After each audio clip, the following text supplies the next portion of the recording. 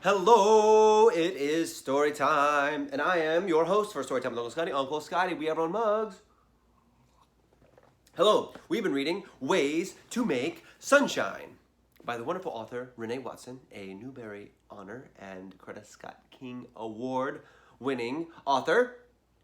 Before we get started, I wanted to thank one of our wonderful storytimers at home, Claudia. Also, Claudia's roommates with Leonard and Raphael, two other storytimers at home, but I received this artwork from Claudia, sent to here, us, at the Storytime Studios. And I want to say, Claudia, thank you so much for this. I appreciate it. When I look at this, I think of rain. I think of rainbow. I think of badminton, flying triangles. I think of Trivial Pursuit. Winning lots of Trivial Pursuit questions. By winning questions, I mean answering them correctly and winning the games. Thank you, Claudia. Also wrote me a note. You can't see this note. The note is private. It's for me only. It's a federal offense to read someone else's mail. So thank you, Claudia, for watching and for sending mail in. If anyone else would like to send mail, please, you can do that. You can send me a question. Send me anything you want. I like to see storytimers in action at home and hear from you about how you are enjoying Storytime. Okay, back to the book. Let's just get right to it. Chapter 12. Chapter 12. Hannah Wilkerson has talent. Mom doesn't fuss at me too much when she comes to pick me up. Maybe because everyone is watching. She just takes me in her arms and says, "I'll do your hair when we get home." Parents are so strange sometimes. The way they get so mad about things you think are no big deal, but then when you are holding your breath in fear of what consequence might come, they don't say a word. Mom does my hair as soon as we get home. She twists it and says, "Now you can do all the swimming you want." She oils my scalp with coconut oil and tells me, "And the next time I tell you not to do something, you need to listen, okay?" "But I wasn't swimming," I tell her. "I just got in the water to see who could hold their breath the longest." "Ryan, I told you not to." "But this girl named Red, what kind of name is that? Kept being mean to me and..." "Is that what happened? You were showing off? So you didn't even get into the pool to have fun and swim?" Mom is finished with my hair, so I get up from the floor and turn to face her. She looks upset. More upset than when she came to pick me up. "Ryan, you don't have to prove yourself. I want you to be your best for you, not to show off. You understand?" "I understand," I say. On Monday evening, everything is back to normal. School actually went by fast today, and that never, ever happens. I walk with KiKi to meet Ray. We pass the multi-purpose room.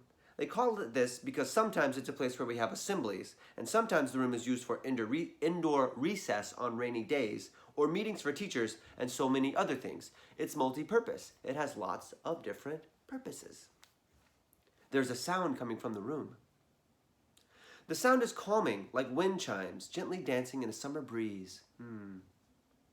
The sound is big and fills every inch of the hallway, like rainbows do when they take over the sky.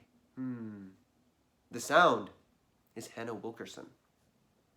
She is the best singer at Vernon School, even though our teachers never say it. They say silly things like, "If you can talk, you can sing," and "Everyone has a voice." And I know that's true, but not everyone has a voice like Hannah's. When she sang a solo at last year's holiday celebration, she got a standing ovation. Do you remember what a standing ovation is? It's when someone does something and the room is so amazed by it that everyone stands up when they're applauding. Just clapping isn't enough. Just yelling isn't enough. They have to stand up and clap and yell. And here we can see Hannah singing and music notes indicating how well she is singing. I think those are all eighth notes. Da, da, da, da, da, da, da. So I don't know what she's singing. Who knows? Maybe you can figure it out. I don't know. No one ever stands or cheers when I sing. Now those are the words in the book. Also the words from me. No one ever cheers when I sing. Hannah is a big girl with dark brown skin. Her hair is always in tiny long braids that drape down the middle of her back. She is always dressed in the most stylish outfits. I stand at the door and listen, peeking in so I can see. There she is, standing with perfect posture, just like Miss Warren teaches us. I wonder what Miss Warren's first name is. I wonder if it's Elizabeth. KiKi says, "I don't like her." "Why?" because she thinks she's all that. All what? All that, she says, pointing at Hannah. She thinks she's the best singer, the best dressed, the best looking. Did she say that? I ask. Of course not, KiKi says, but I know she thinks it. KiKi isn't making much sense to me. Well, how do you know she thinks that? I just know. I can tell, she says. We listen to Hannah a little more, even though we are supposed to be going outside to meet Ray so we can walk home. Just before KiKi turns away, she says, "Can't you just tell?" Yeah, I can tell, I say. She thinks she's all that. The words feel strange coming out of me, like when I taste something that I don't like, but I eat it anyway. Do you ever have that? I've had both of those. Both were like, I'm eating something and it's weird, but I keep eating it for some reason. I'm like, why am I still eating this when it's weird? I don't have to, often. And then also, you say something, you're like, wait, why did I say that? Why are those words coming out of my mouth? Why am I agreeing with this person? We got to be more judicious.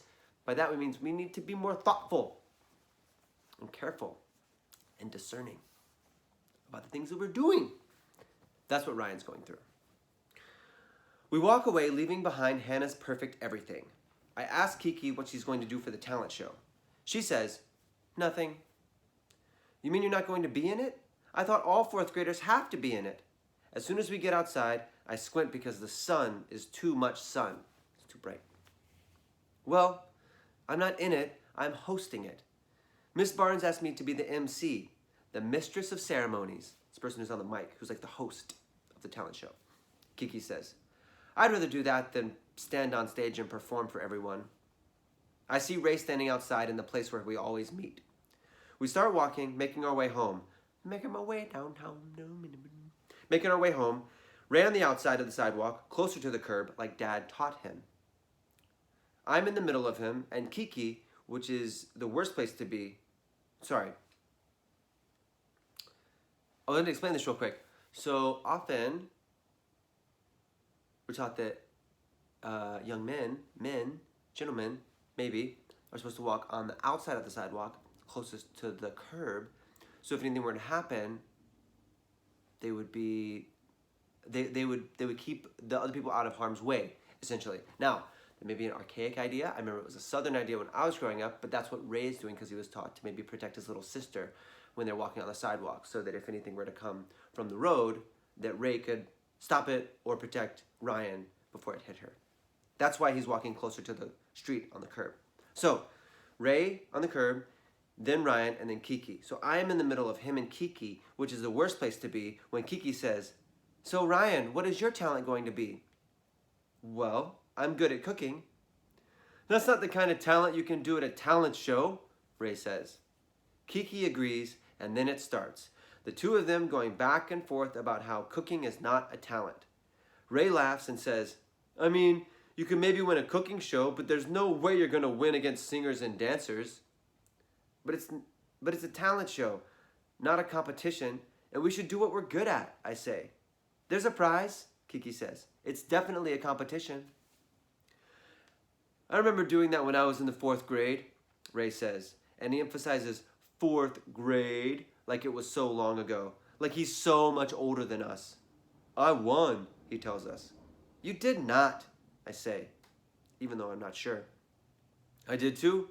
I did a rap with 2 of my friends and we won. KiKi asks, was there a prize? Free passes to the movies and something else, but I can't remember. I walk home in the blinding May sun between Ray and KiKi. The 2 of them have moved on to talking about something else, but I'm still trying to think up a talent other than cooking. I'm thinking maybe I don't want to do this talent show. I'm not like Hannah or KiKi or Ray.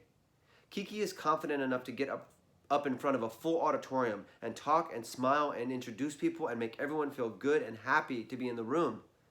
And then there's Hannah with her standing ovations. And then there's Ray, whose teachers are always saying how smart he is, always getting high scores on his science and math tests. He's the best baseball player in 6th grade, and he's good at rapping and putting songs together. Ray has so much talent. Winning a competition is no big deal to him. He doesn't even remember the prize. I don't understand how anyone can forget something so special. I guess people with so much talent don't remember when they are acknowledged for it. I wonder if Hannah is that way. I wonder if she'll win the talent show, and in 2 years from now, maybe not remember what she won or what song she sang. Maybe it's no big deal to them because they're not trying to show off. Maybe they do what mom says I should do. Be their best for themselves and not for others. So even if they don't get the award, but they almost always do, they will still feel proud because it was something they had fun doing. I understand what mom is telling me, but does she understand how hard it is? So that's the end of that chapter. And Ryan is saying that she doesn't feel like she has any talent, any specific talent she can do on stage, and she wishes she could do that. And all these people who have it so effortlessly don't even care about it. Do you know what I mean? It's like, oh, you're a beautiful singer, you're a great dancer, you can just get on stage and do that, and it's no big deal to you. And if you win, it doesn't matter. You're doing it because you love it. And that's what I want to do. I want to do it because I love it, but I don't have a talent. So I don't know how to do it just because I love it. I have to do it because I want to like win or put all this pressure on me. I feel Ryan's frustration. Quick story, when I was in 4th grade, maybe 5th grade, 4th or 5th grade, elementary school for sure, we had a talent show. I think I might have told this story before, but all my friends were very talented. They could sing, a lot of them were dancers, a lot of them played instruments. I really wanted to be in the talent show, so I decided that I was going to make up a talent, and that was that I was going to do magic. And so I went to the toy store and I bought a book of like how to do magic and practiced a bunch at home, was really bad, couldn't do anything, and they were like, oh, here's 2 rings that connected together or whatever. And the trick that I decided to do was on stage in a huge gymnasium, I was gonna make a quarter disappear into my elbow. But if you can imagine, like I was like this small child on stage in this huge auditorium and like in this gym and trying to like pretend that this quarter was disappearing. And it was really bad, everyone laughed at me. My mom had rented me a magician's outfit, so I had a top hat and a cape. And I was so embarrassed when everyone was laughing, and I went off stage, and I got very upset, and I went into my mom's arms and started crying, and then I went home that day because I didn't have a talent, and it was really hard. And so I understand Ryan's pain. I understand anyone's pain out there who, you know, wants to try to be on stage and have a talent and may not. But maybe one day you'll have your own show where you can read books to people, and that will be more satisfying than being on stage in 4th grade. Maybe ever was. Who knows? I don't know. But that is the end of this episode of Storytime. I've been your host, Uncle Scotty. We have our own mugs. And we'll see you next time. Bye!